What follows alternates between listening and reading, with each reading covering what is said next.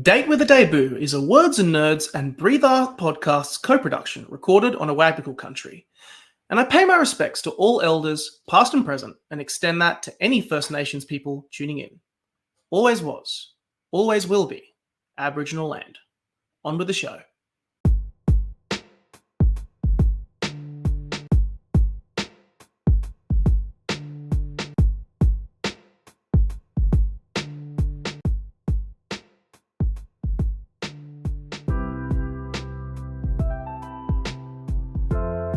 Welcome to Date with a Debut, a podcast about debut authors, their incredible books, and their journey to publication.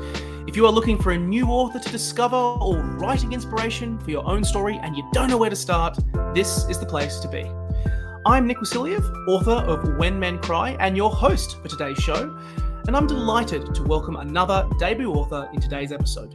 If you enjoy the show, or indeed any other shows on the Words and Nerds platform, jump online and give us a thumbs up, a 5-star review, wherever you are listening. Thank you for listening to us and for supporting the Australian book industry. You can also find any books mentioned in today's podcast down in the description. Today, I'm joined by Gyan Yankovich. She's the lifestyle editor of the Sydney Morning Herald and The Age and has had her work published in The Cut, Vox, The Guardian, Vice, and more. But we're here today to talk about her book debut, Just Friends, on the joy, influence, and power of friendship, published by Ultimo Press, which you can grab a copy of right now in the description. I started off by asking Gyan about her writing journey and where this idea came from for a book about friendship.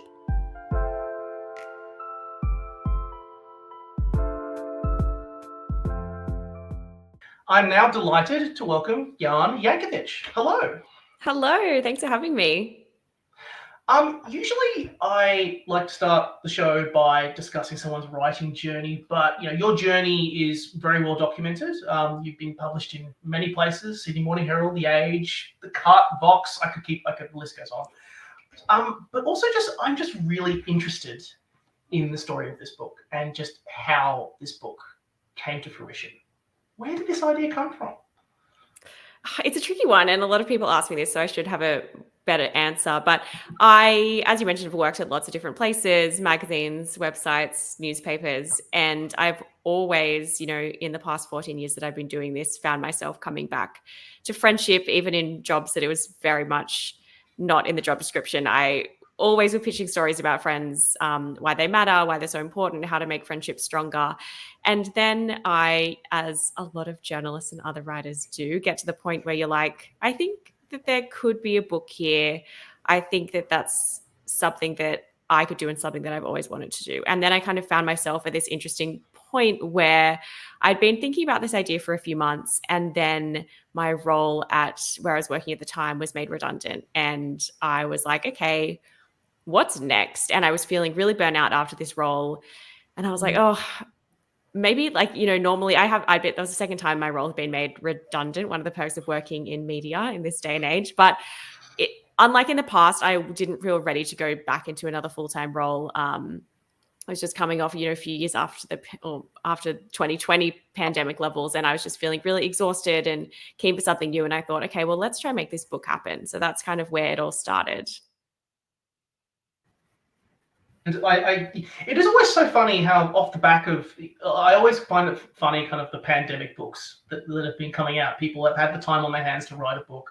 But I've also noticed that a lot of people off the back of something like being made redundant, suddenly having time on their hands, that they just finally jump into that idea of that project that has kind of been sitting in their head for a while. And I'm not surprised at all to hear that you kind of, considering your background, that this idea had just been stewing in there for a while.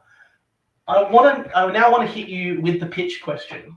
For all of our listeners who are not familiar, what is Just Friends about? Just Friends is a book that celebrates the importance of friendship, but also in a lot of ways puts it under the microscope and questions why our friendships are so undervalued compared to the relationships that we have with romantic partners and also with our biological family. Ridiculously quickly, and I love that you've got it all down point. And I usually like to take my time with books. I'm a notoriously slow reader, and I just I'm not going to lie, we were talking about it just beforehand, but I found this book insanely digestible. You write with openness and candidness about the idea of friendship, and you break it down across the book, covering family, friends, relationships, grief. There is a lot I want to pick your brain about, and I know that we we are limited in the fact that we only have a short amount of time to talk about it. But I will say, first of all, I felt into the second chapter of this book about the friendship recipe that you've titled it, where you kind of share this story about a friend of yours called Isaac. But you also talk about Julie Beck, who conducted like 100 interviews about friendships and found recurrence around how we communicate and how our friendships exist and how we view them. I want to poke about the actual themes that come through the book, but I first of all just kind of want to ask, what was it like assembling research about friendship, and what was a piece of information crafting this book that surprised you? There was so much that surprised me, and I think that I knew that coming into the book that I had some kind of advantage compared to people who don't already work as journalists, in that, I'm used to reading studies, reading books, interviewing people, and then kind of putting it all together into some kind of hopefully cohesive story. But I was unprepared by the kind of can of worms that I was opening, especially on a topic that I had written and reported on quite a lot in the past. It was kind of interesting because I knew what I wanted to talk about. And when I was putting together the proposal for this book, the chapters came to me really easily. I wasn't thinking like, oh, what do I want to cover? What will I write about? Like brainstorming a lot. That kind of really flowed out. But what was more shocking was when I was like, okay, I want to write about what it means to be someone's friend. And then once you dig into that, there's so many people you can talk to. And I ended up having this huge Google Doc that was literally just like a dumping ground of like someone who has made friends on social media but never met, someone whose friend has done this for them, like this huge list of people that I could talk to. And then I was really pleasantly surprised by how much research had actually been done around friendship, and not just friendship, but other topics that are an extension of friendship. So community is a big example, neighbors, colleagues, in terms of workplace loneliness. Once you even look beyond that definition of friendship, there was so much out there to filter through, which was a very overwhelming task, but was also really satisfying. I'm amazed that you, considering like, it's first of all just nice to hear. I'm not going to lie that this is a topic that is being discussed and researched obsessively about in this day and age, because it feels like it should be, and it's nice that efforts are being put into there, because again, you touch on in the book that the way we conduct ourselves around friendships now is entirely different to the way it was even 30 years ago. We've got new things in place. In the past, in the 50s and 60s and 70s, how people were friends with each other is very different to today, with our new hyper obsession with this crazy thing called social media, the online space. Technology is weaving its way into our friendships as well. What were the key things from this amazing, massive Google Doc that you had, and the people that you spoke to, and the crafting of this book? How do you think 21st century friendships have changed compared to previous friendships in the past? And in a modern sense, what is being a friend?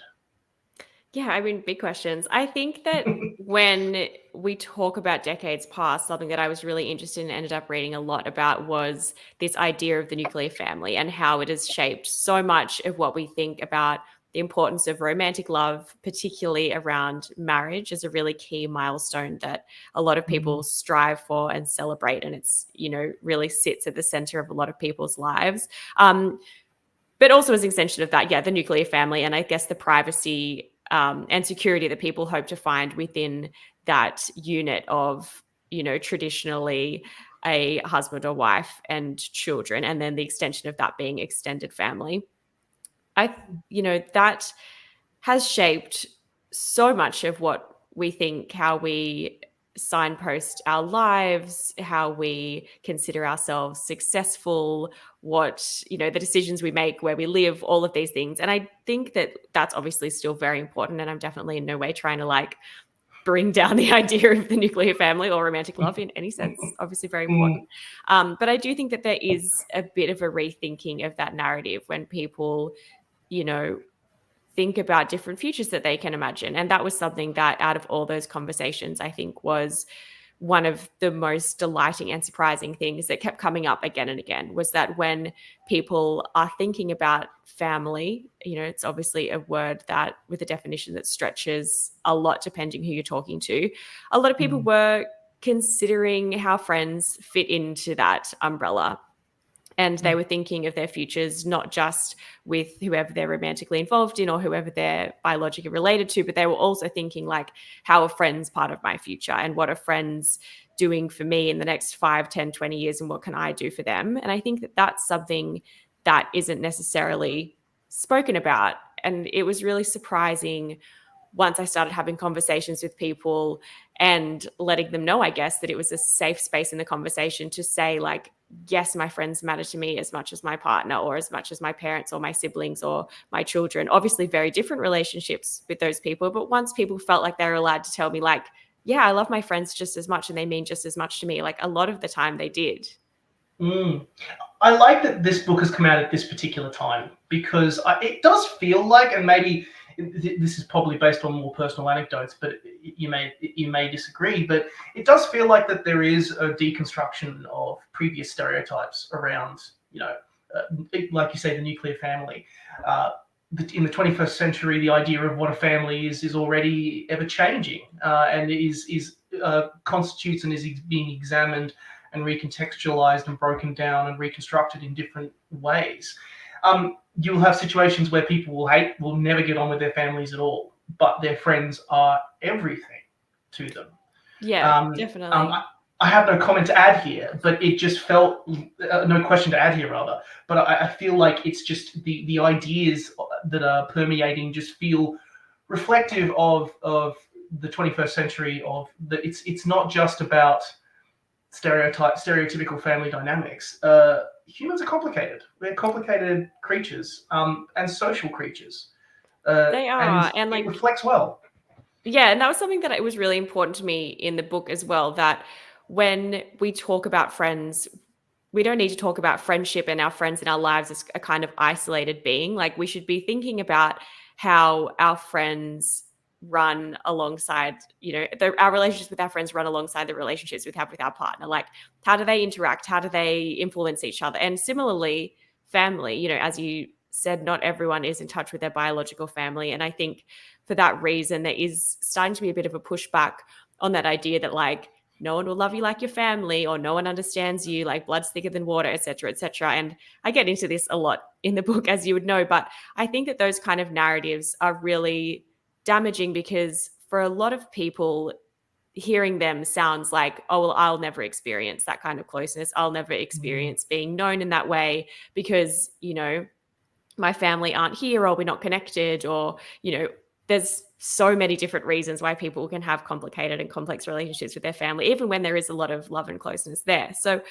I think that it's what I'm trying to do in the book is get people in the habit of not talking about friends separately, but thinking about friends when we're talking about family, and thinking about friends when we're talking about children and romantic love and our long-term partners, and seeing how all of those relationships actually work together in this kind of network of our lives.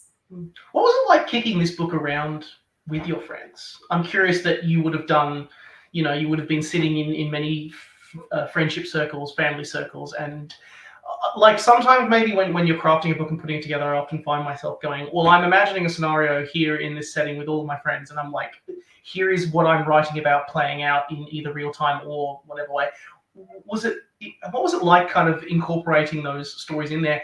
And also, was it confronting? Were some of the things that you came across with your friends and the way you were going, oh my God, I'm looking at this friendship or a particular friendship or a family relationship in a different way because now I have access to all of this information and knowledge and context that I didn't have previously?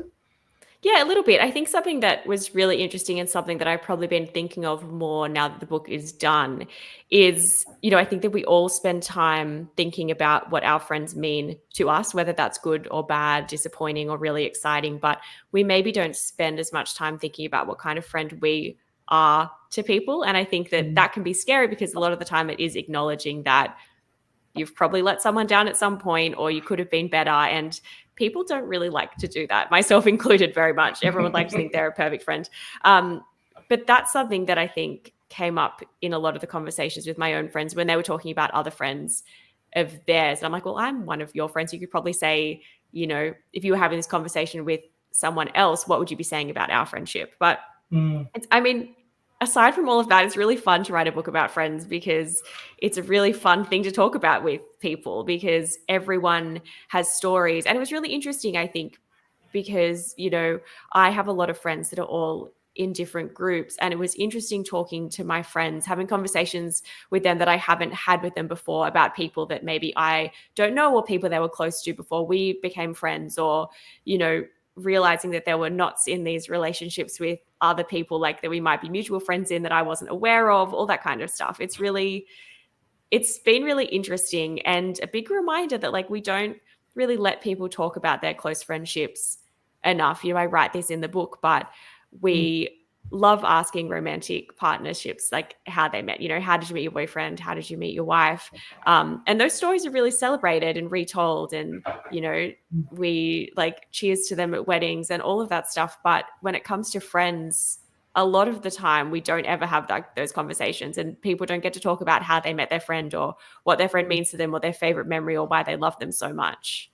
Do you think it's changing? Because I mean, this is more, again, a more of a personal anecdote, but often I love, when you meet someone who's a mutual friend of a friend, and then you share those stories and stuff like that. It's one of the most enjoyable parts and enjoyable ways of connecting with someone new, or indeed reinvigorating or rediscovering or reinforcing why you, view someone as a friend in such a way. Do you think that's changing?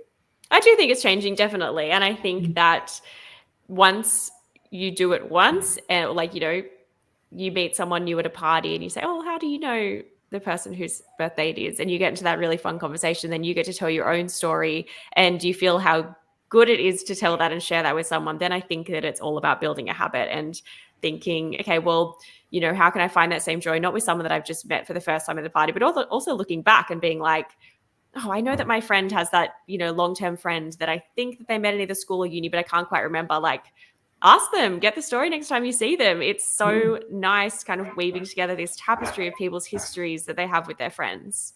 Get the goss. It's the Get fun the part. goss, please. Get the goss. You touch on a story that I actually wanted to ask you about that kind of comes up near the end of the book. In the book, you like in different chapters, you talked about family, you're talking about relationships. One of the things you also talk about is things like grief, and also identifying things about what happens when friendships end, which we have kind of touched a little bit on as in the past, earlier in this podcast, rather. I imagine, this whole process would have taught you a lot about just the world of friendship. And there is one particular story you mentioned where you went to a birthday party that you said you originally weren't going to go to, and you found that you were chatting with people, you were talking with them, and it was people you weren't as familiar with, but the effect it had on you, I think you described it as like a dizzying effect, in a notable way. First of all, tell me a little bit about that experience a little bit more. I just kind of want to pick your brains a little bit about it. And it kind of leads to like the main part of this question I want to ask, which is, I always love hearing from authors what writing this book taught them. Because often it's like, what do you want the reader to get out of the book? Well, go ask the reader themselves. What did this book teach you as an extension of that? Yeah, I mean, that particular scenario, which for people who haven't read the entire book, I think that's in the conclusion, was this party that I got invited to from a friend of a friend, and I'd been at like a family thing all day, and I was like, oh, I'm going to bail on the party. It was a costume party. I didn't feel like getting dressed up. I didn't feel like going. I just couldn't be bothered, to be honest. Like it wasn't that I didn't want to see people there. It wasn't that I didn't think it would be fun. I just felt really like emotionally burnt out in that a way that it just felt easier to make up an excuse and not be able to go.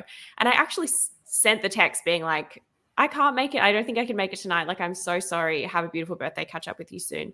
And then I got home and I was like, what am I doing? Like, I can go to this party. So I put together this costume, went to the party and arrived. And it was one of those parties where like I had my kind of one good friend there and everyone else there was a good friend of hers. And I was like an invite through her kind of thing.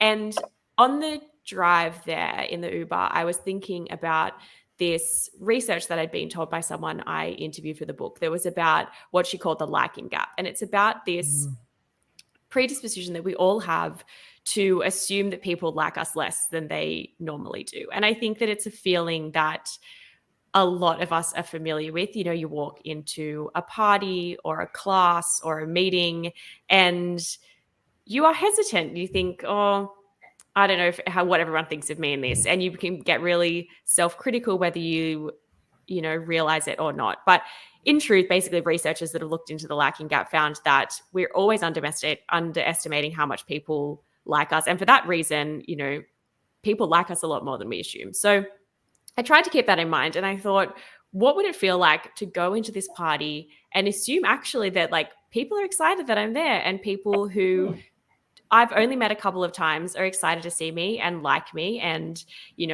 are looking forward to chatting with me, having a dance, getting to know me more. And it was like, it honestly sounds so cheesy, but it was amazing. And I had the best night. And I have a bad habit, I've realized, of if I'm in, a situation like that with someone and there's, I've met them before at like a dinner or a few years ago or something, we vaguely know each other. Like I am not the first person to say hi. I'm not the kind of like, make eye contact, go over, like reintroduce yourself, chat. And once I had in my mind this idea of the liking gap and what there was to overcome, it was a lot easier to be that person and walk up to people and be like, oh, it's so nice to see you. Like I haven't seen you since, 6 months ago when we ran into each other at that dinner. Like, how are you? Like, I love your outfit. What have you been up to? And all of those conversations went so well. And it was just such a fun night. And it sounds so silly because I think that we all underestimate those little mental hurdles that we have to overcome.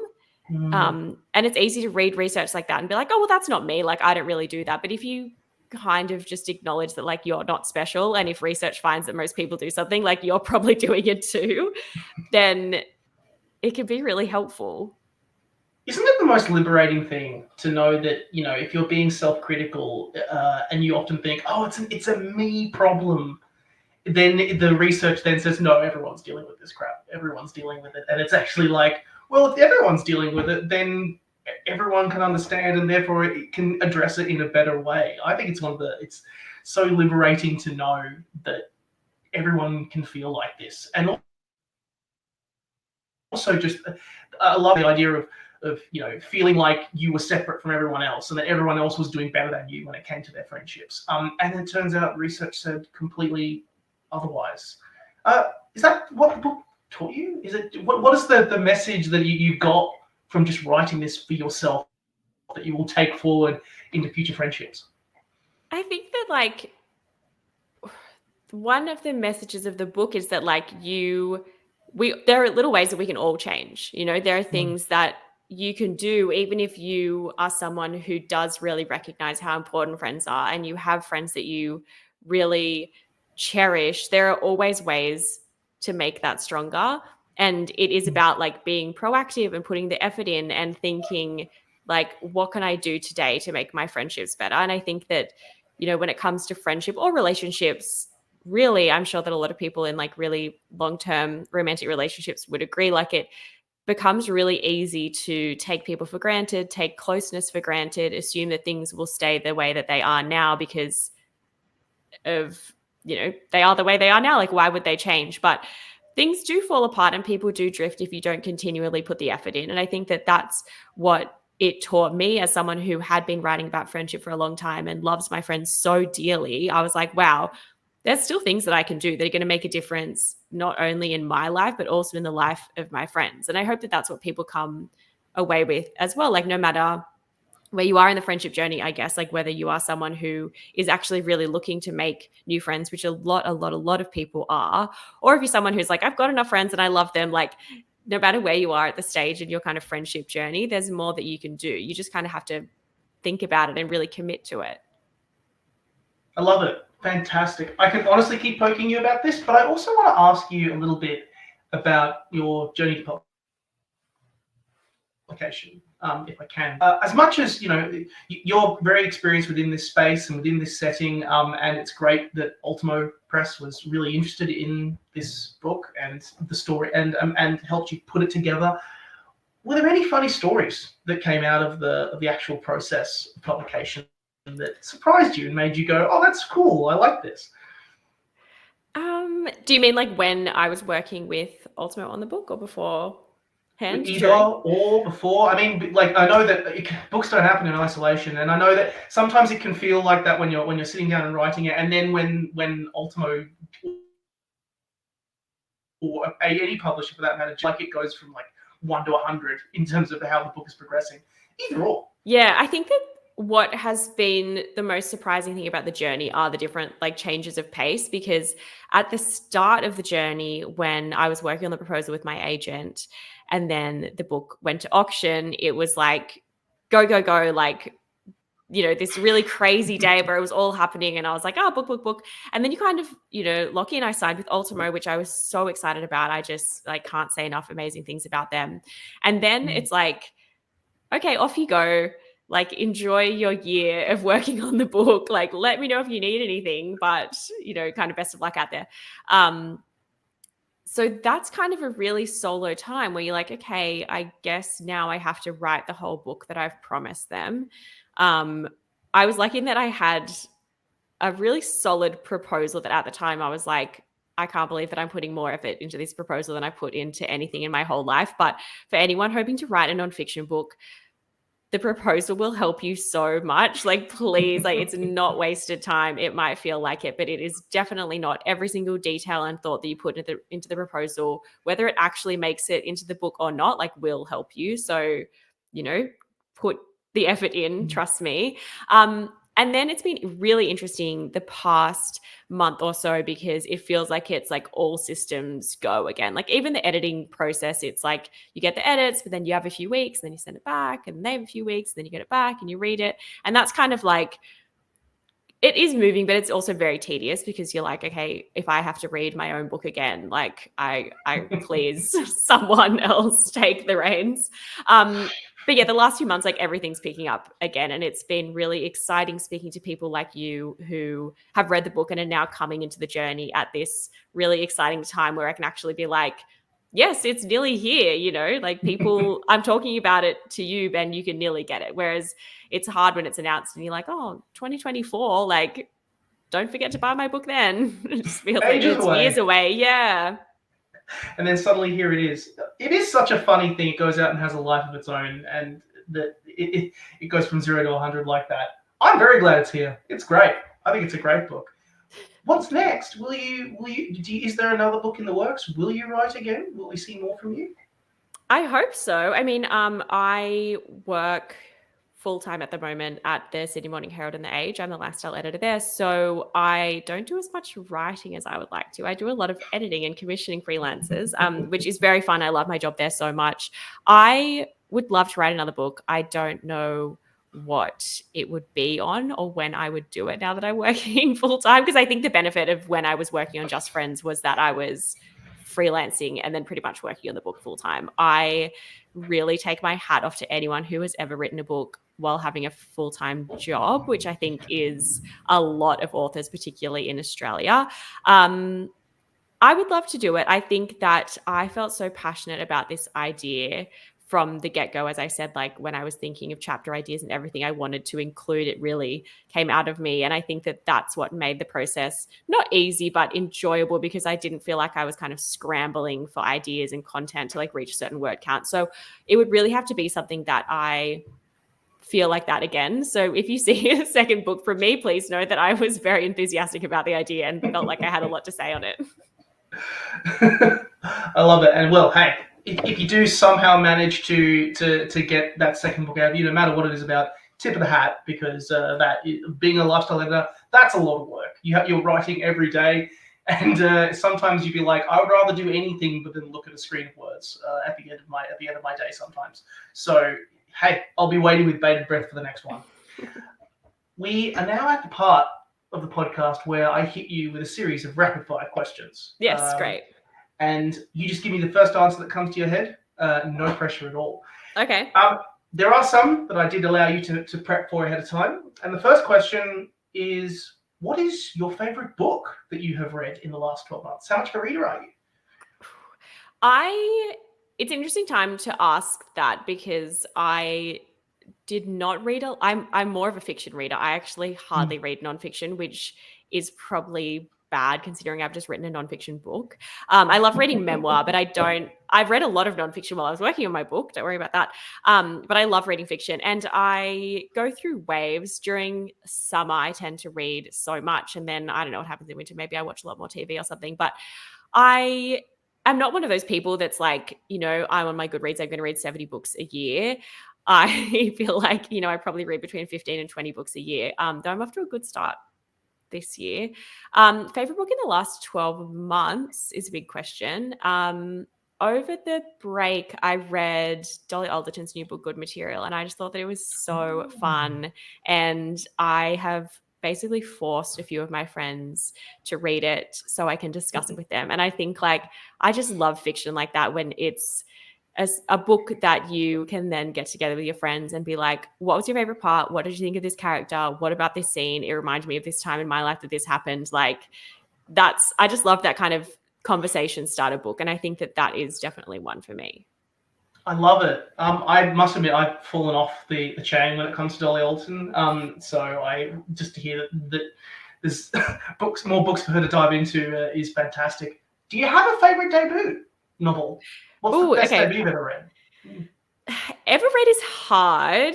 I've got one that I recently read. I'm being such a millennial girl with all my answers. Don't mind me. But I also finished a few months ago Green Dot by Madeline Gray. And it was one of those books that you're like, I can't believe that this is a debut book and that someone just got to write down and write this as their first book.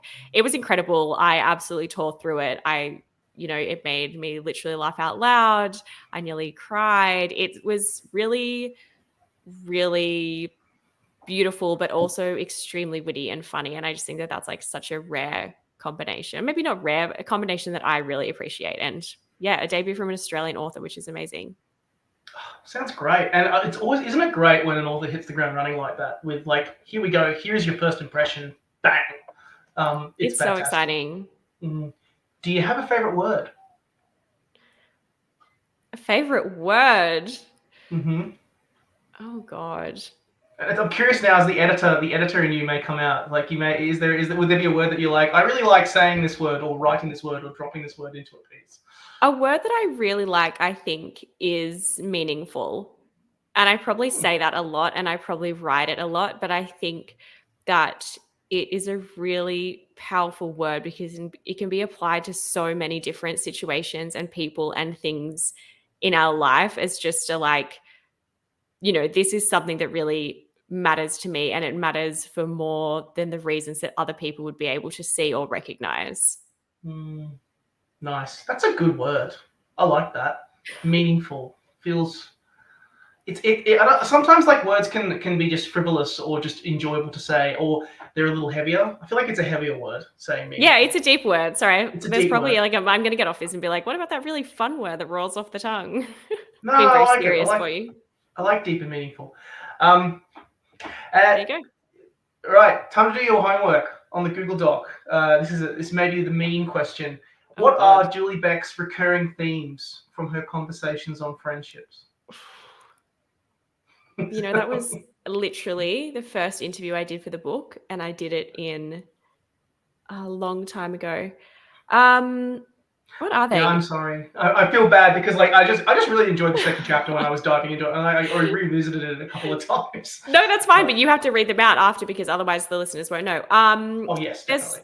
There's one about time spent, so accumulation, I think is maybe one. So, and that's talking about the kind of, this the amount of time that you spend with a friend. Is one attentiveness? Attention. Or like I'll give you attention. Yeah. There you go. Yep. Attention. Is care one? You're very close. I feel like the one you have here is grace. I think I'll give you that. Grace. Like, okay. Yeah, grace. Yeah, I can give you that. Okay. God, what are the other ones?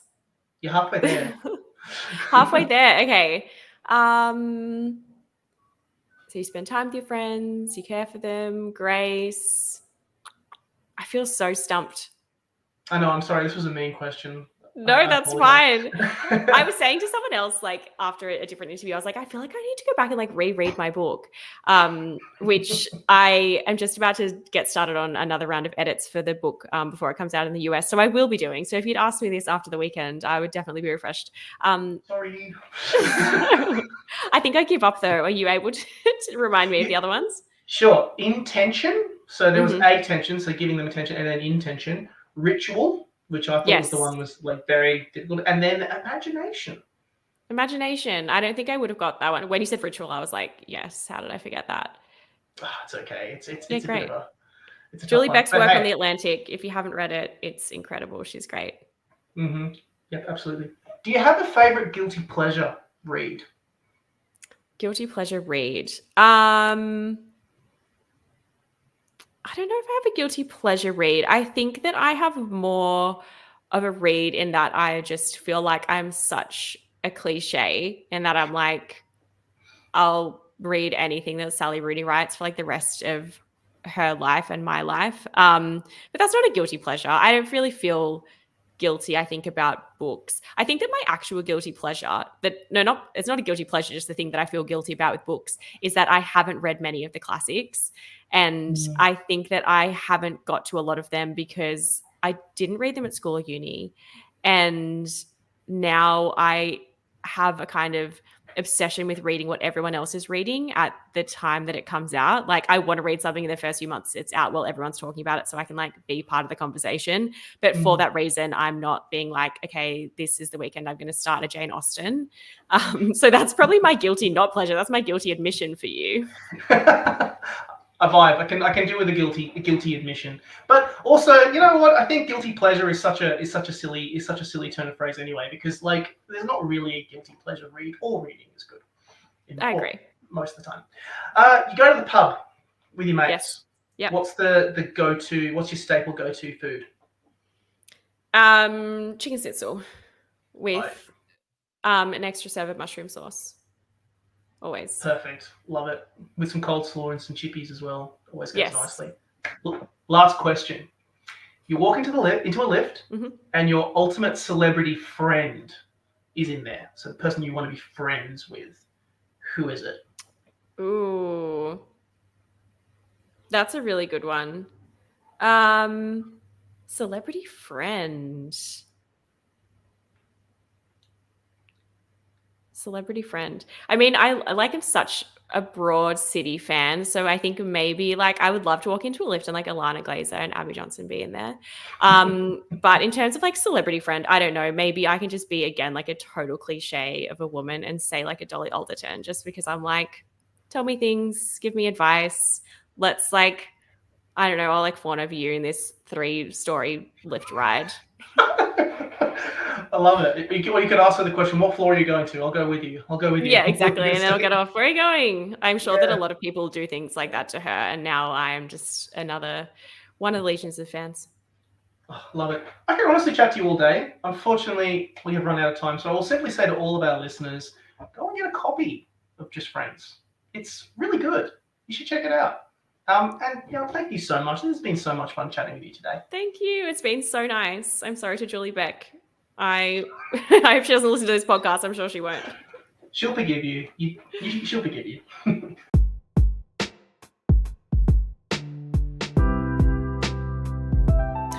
Thank you for listening to today's episode of Date with a Debut and for listening to the Words and Nerds channel. You can buy all books mentioned in today's episode down in the description box, and if you enjoyed the show, or indeed any episode of Words and Nerds, drop us a review, leave us 5 stars or a thumbs up. It is hugely appreciated. Catch you soon!